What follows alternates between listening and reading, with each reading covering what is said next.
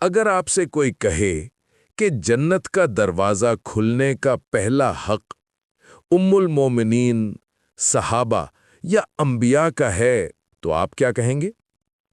لیکن ایک ایسی ہستی ہے جن کی جلدی جنت میں داخل ہونا ان کی عظمت کو کم نہیں کرتا، بلکہ ان کا رک جانا دنیا کے لیے ایک سبق بن جاتا ہے۔ آج ہم آپ کو ایک ایسی کہانی سنائیں گے جو صرف علم نہیں، دل کو ہلا دینے والی حقیقت ہے۔ بی بی فاطمہ رضی اللہ تعالی عنہا جنت میں سب سے پہلے کیوں نہیں جائیں گی؟ یہ صرف ایک سوال نہیں، یہ محبت اور قربانی کا وہ مقام ہے جس تک شاید ہم کبھی نہ پہنچ سکیں۔ مدینہ کی مٹی کو عزت اس لیے ملی کیونکہ اس پر نبی کریم صلی اللہ علیہ وسلم کے قدم لگے، اور اسی مدینہ میں ایک گھر تھا جہاں سے روشنی پھوٹی، جہاں ایک بیٹی تھی جس کا درد بھی عبادت تھا۔ فاطمہ بنت محمد، وہ بیٹی جو اپنے باپ کی مسکراہٹ کا سہارا تھی۔ ایک مرتبہ نبی کریم صلی اللہ علیہ وسلم نے فرمایا، فاطمہ میری جگر کا ٹکڑا ہے۔ ان کا دکھ نبی کریم صلی اللہ علیہ وسلم کا دکھ، ان کی مسکراہٹ نبی کریم صلی اللہ علیہ وسلم کی مسکراہٹ۔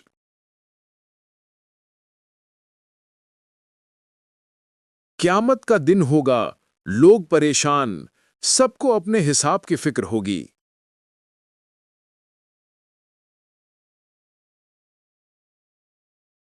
لیکن اس دن بی بی فاطمہ کو جنت کا دروازہ کھول دیا جائے گا۔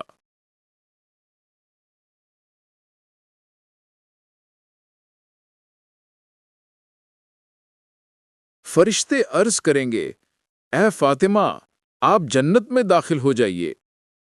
اور یہاں وہ واقعہ ہوتا ہے جس نے تمام علماء کے دل کو ہلا دیا۔ بی بی فاطمہ رضی اللہ تعالی عنہ جنت کے دروازے پر رک جائیں گی۔ کیوں؟ کیا جنت ان کا حق نہیں؟ کیا ان کا مکان کم ہے؟ نہیں، وہ رکیں گی اپنے لیے نہیں، اپنی بیٹیوں، اپنی بہنوں، اپنی محتاج عورتوں کے لیے۔ وہ فرشتوں سے کہیں گی، میں اکیلی جنت میں کیسے جاؤں؟ جب تک میری امت کی عورتیں جو دنیا میں مظلوم رہیں، جو صبر کرتی رہیں، وہ میرے ساتھ جنت میں داخل نہیں ہوتی، میں بھی اندر نہیں جاؤں گی۔ یہ وہ فاطمہ ہیں جو رات کو عبادت کرتی رہیں، دن بھر کام کرتی رہیں، اپنے ہاتھوں سے چکا چلاتے چلاتے ان کے ہاتھ درد سے بھر گئے، لیکن انہوں نے کبھی شکایت نہیں کی۔ اور آج جب ان کے لیے جنت کے دروازے کھلے، وہ ان سب عورتوں کو یاد کر رہی ہیں جو گھر چلاتی رہیں، بچے پالتی رہیں، گھر کے ظلم، دکھ، درد کو چپ کر برداشت کرتی رہیں۔